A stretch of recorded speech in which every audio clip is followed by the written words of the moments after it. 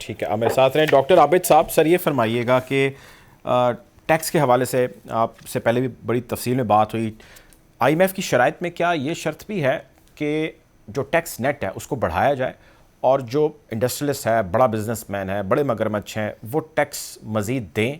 अगर तो ऐसा है तो हम ऐसा अभी तक तो कुछ कर नहीं पाए, आपके ख्याल से क्या वजह है उसकी, क्यों नहीं कर पाए? जी डॉक्टर साहब, पहले मैं थोड़ा सा इस पे भी बात कर लूँ, जो डॉलर्स बाहर लेके जाना। जी प्लीज़।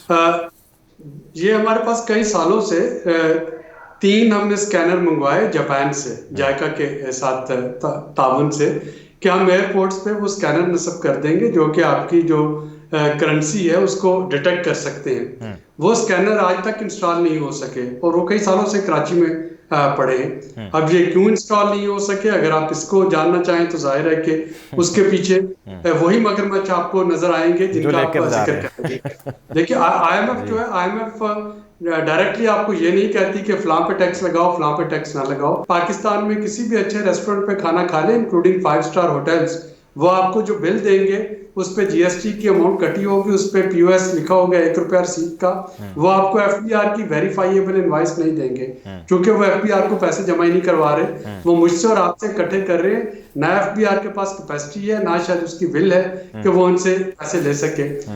जो असल चीज करने वाली है, अगेन ये शॉर्ट टर्म में पॉसिबल नहीं थी, इसीलिए इस दफा भी जीएसटी पे इंसार किया गया कि आपकी जो एक थ्रेशोल्ड के बाद कोई भी आमदनी है, for example income from agriculture, तो वो कोई भी है उस पर आप टैक्स ले।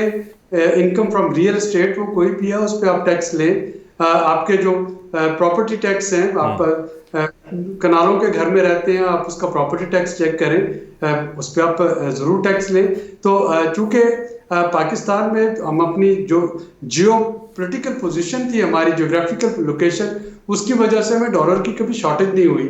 कभी हमें हिसाब से जो डॉलर थे ये वॉर एंड टेररिज्म के वो आ रहे थे, कभी सोवियत यूनियन की जंग की वजह से डॉलर जो थे उनका फ्लो हमारे पास आ रहा था।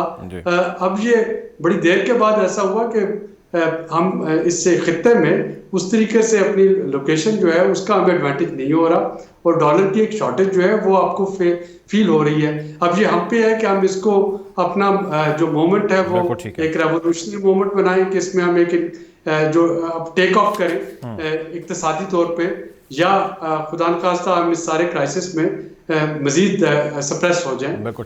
ऐसा मुल्क वक्त जो है ये कई और मुल्कों पे भी आया। इंडिया में 1992 में इसी तरह का एक क्राइसिस आया था, जिसके बाद उनकी इकोनॉमी ने टेक ऑफ किया। जापान ने वर्ल्ड वॉर 2 के बाद वो खंडरास से एक इंडस्ट्रियल नेशन जो है वो दोबारा बन गई। तो चाइना जो है, चाइना का जो मैं आपको बता रहा था कि उन्होंने, उनकी पीपल लिबरेशन आर्मी ने एक कहरज़दा मुल्क को 1.4 बिलियन पॉपुलेशन के लिए उन्होंने खाने पीने का इंतजाम कर दिया। सहरा को उन्होंने गुलजार बना दिया, एग्रीकल्चरल लैंड बना दिया। हाँ, तो ये उसी तरह का मोमेंट है कि या तो अब हम अपने पुराने तौर तरीके जो हैं, जो एलीट क्लास है उसको प्रोटेक्ट किए रखें, या फिर हम इसको चैलेंज के तौर पे कबूल करें और उसमें एक मजबूत रेजिलिएंट कौम बन के उभरें। बिल्कुल ठीक।